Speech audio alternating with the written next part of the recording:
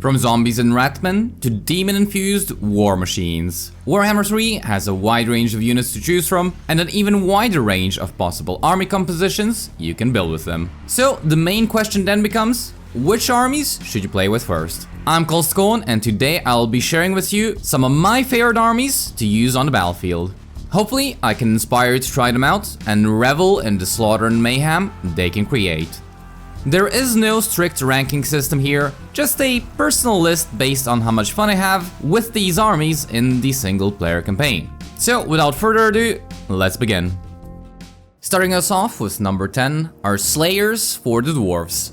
My newest obsession. They are the exact opposite of what you would expect a dwarf unit to be, with high mobility, low defenses, and boasting a decent amount of killing power.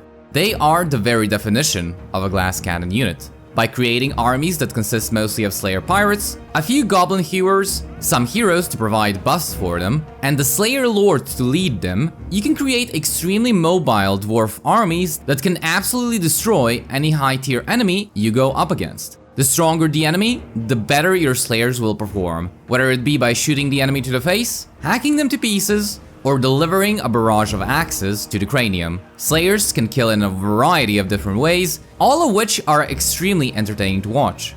Now, be warned, they aren't as amazing as I make them out to be, and there is a reason why I still call them one of the worst infantry units in the game. Not counting the fact they will die in droves and are extremely difficult to use on the battlefield, Slayers have a really hard time fighting against lower quality units. They kill large and heavily armored units just fine, but the lowliest of goblins are ironically going to be their ultimate doom. Any infantry unit that has a higher model count will be able to inflict massive casualties, considering just how low the Slayer's defensive stats are, making them a terrible unit to bring against armies that outnumber you with their low tier infantry.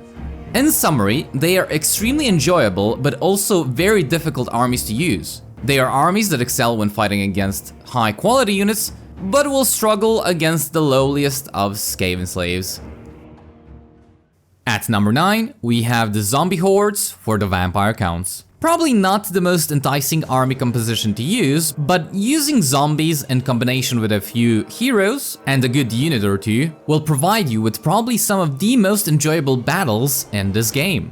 Zombies will almost always trade favorably in terms of balance of power, considering just how worthless they are. So you never have to be too worried about them, and all they are there to do is preoccupy the enemy while your other units win you the battle. This army composition isn't about the zombies themselves, but rather the few high tier units in them. If you were just fighting battles where you had to make the best of every single one of your units in order to win, you would have a difficult time micromanaging every unit properly and will often not be able to utilize them to their fullest. But with zombies, you don't have to worry about every single one of your units, just the ones that really matter. As such, you're able to use those high tier units and make them shine on the battlefield like never before. There is truly no better feeling than watching your lord, Mort's Engine or cavalry get hundreds if not thousands of kills on a regular basis. And it's all thanks to the zombie blob bogging down the enemy. Just to summarize, the zombies aren't the real hero in these armies, but rather they allow your other more valuable units to shine as brightly as possible. At number 8, we have Nasty Skulker armies for the Greenskins. These goblins are probably some of the most broken units in the game, boasting a ridiculous amount of armor-piercing weapon damage, an ability to slow down every enemy around them, a passive ability that makes it so that they will just stabby harder to kill the enemy even faster. These gobbos can cut through any enemy like a hot knife through butter. Combine all of this with the fact that goblins trigger the wall a lot faster than your orc boys means they can pretty much outdamage any other infantry unit in the Greenskins roster. This is all not even mentioning the fact that every goblin lord can boost their stats by even more. These goblins are the exact opposite of Slayers. They are a low tier unit that performs well against any opponent, be they high tier or low tier units. For them, it makes no real difference. Just put them in an army led by a goblin shaman, a few heroes to provide some buffs and single target killing potential, and fill the rest of the army with nasty skulkers. Considering all of them stalk, you can easily outmaneuver the AI on the battlefield and pick off their units one at a time, making battles extremely engaging. All in all, just a really fun and ridiculously strong army for its price point, with its only weakness being dot to damage spells. At number 7 are the Ladies' Champions, Grail Knights, Grail Guardians, and Hippogriff Knight Doom stacks for Bretonnia. Honestly, very difficult to say which one of these 3 armies is more fun to use than the next. Grail Knights and Grail Guardians are more or less the same unit with a few key differences, but Hippogriff Knights are a ridiculously strong flying unit that is an absolute menace on the battlefield. I love using cavalry and watching those glorious charges just plow through and delete enemy units, which is why I always prefer to get Grail Guardians and Grail Knights as quickly as possible. But Hippogriffs also have their upsides, mainly being able to fly over the battlefield, pick and choose which targets they want to engage with, and then proceed to rip that target to shreds.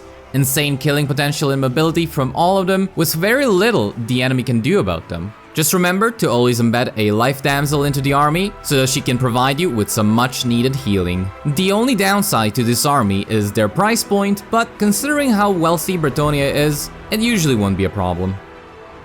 Number 6 is going to be Bloodthirsters for the Demons of Chaos and Be'lakor. Bloodthirsters on their own are a pure force of destruction that annihilates anything in their path. However, they aren't completely unstoppable, as they are very susceptible to taking damage. But if you are playing as the Demons of Chaos or Be'lakor, then you can add a Nurgle hero to the army and just make them completely unkillable. This is one of the few Doom stacks in the game where you can just give your units the attack move and watch as your Bloodthirsters proceed to deliver death to the enemy. Whether the enemy brings war machines, flying units, or infernal weaponry, it makes no real difference to them, making them probably the strongest army in the game to use. The only real downside to this army is how difficult it is to recruit, as it will take ages to get these units. Combined with the fact that you can only do this with either Be'lakor or Daniel, makes this probably one of the rarest armies to see in the game. So a really fun army, but one I almost never get to use. Number 5 are going to be Outriders for the Empire. Ever wondered what it would be like if Genghis Khan had guns? Well, wonder no more.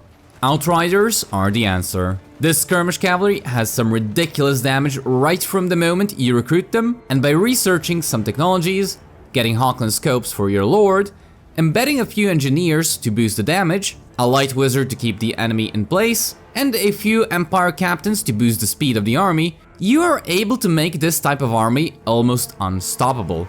Whether the enemy is rat-sized, ogre-sized, or giant-sized, they will kill anything and everything with brutal efficiency. And while just having regular Outriders is perfectly acceptable, if you add some grenade launchers to the mix, your enjoyment from watching enemy units disappear off the map will skyrocket. Now, this is a very micro-intensive army to use, and it can struggle against enemies that either outrange you or are faster than you. But they are usually well suited for fighting against the enemies of the Empire and always make for fun and engaging battles.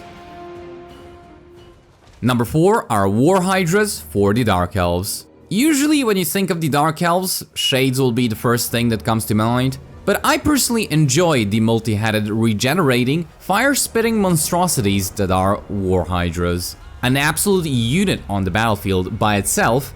Now imagine fielding 19 of them. They are extremely tough to kill while also dishing out ridiculous damage. And if you thought the Bloodthirster army was brain dead in its usage, this army takes it to a whole new level, where you just don't even have to heal your units actively. Press right click, maybe use a breath stack or two, and just watch as the enemy gets demolished. They are expensive to maintain, however, take quite a bit of time to recruit, and are rather slow moving on the battlefield. But nothing will help you assert dominance faster than a stack of War Hydras. On to the big 3. First off, we have Skaven weapon teams for, well, the Skaven obviously. Rarely will you find an army that is more fun to use than an army consisting of snipers, machine gunners, alongside chemical and biological weaponry. Top all of that off with a near limitless amount of summonable cannon fodder, and battles become incredibly entertaining to fight. Whether you are fighting against masses of melee infantry, range units, or large monsters, there is nothing this army can't handle, all while laughing maniacally and rat-a-tat-ing their way to victory. Watching all of the enemy units alongside with your summoned cannon fodder get shot, poisoned, or disintegrated is truly a beautiful sight to behold for any Skaven enjoyer. And the best part about this army is that you can recruit it fairly early on into your campaign. The only downside to using it will be when you're fighting on really terrible maps, as line of sight is extremely important for it. Now for my second favorite army to use, it is going to be Minotaurs for the Beastmen and for Khorne. Monsters infantry in this game can be a bit lackluster with how slow and low damage they usually are. Such is not the case for Minotaurs though. Boasting speed that rivals that of some slower cavalry, and killing power that turns any unit they come into contact with into a red paste. They are an absolute force of nature on the battlefield. Watching them close the distance with the enemy units and then proceeding to rip them to shreds is a joy to witness, and the carnage they can create is absolutely unparalleled. Now there is some difference between the Minotaur units in the two different races, namely the Beastmen Minotaurs have more mobility and killing power, while Khorne Minotaurs have more defensive stats. So it is a bit difficult to determine which is better of the two. One thing that is certain though, is that they are most powerful when being led by Taurox, as he gives them the ability to regenerate health based on the amount of enemy units they killed, while also boosting their damage by ridiculous amounts, making it so anything they touch ceases to exist almost instantly. And finally, the army I find to be most fun to use on the battlefield is the balanced Chaos Dwarf army. Much like the balanced Dwarf army, but infinitely better. Sorry Dao, you just can't compete against this. A front line consisting of Infernal Guard that obliterate incoming enemies with their grenades, a backline of Infernal Guard fireglaves that will make even the mightiest of dragons disappear off the battlefield. Dragon lovers might want to avert their gaze. A blunderbuss unit or two just for the pleasure of watching the more persistent infantry get cleared out. And for the cream on top, a few Dreadquake mortars to completely annihilate the entire enemy army by themselves.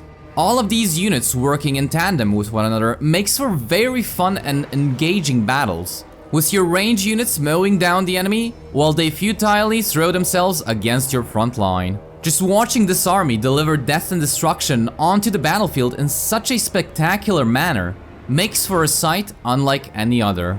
This truly is an army that will make your unpaid interns weep with joy to have been part of creating this masterpiece of death and destruction.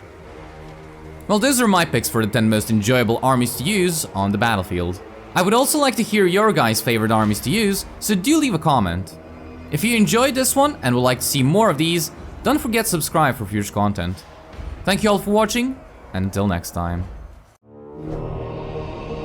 Khorne fights as one.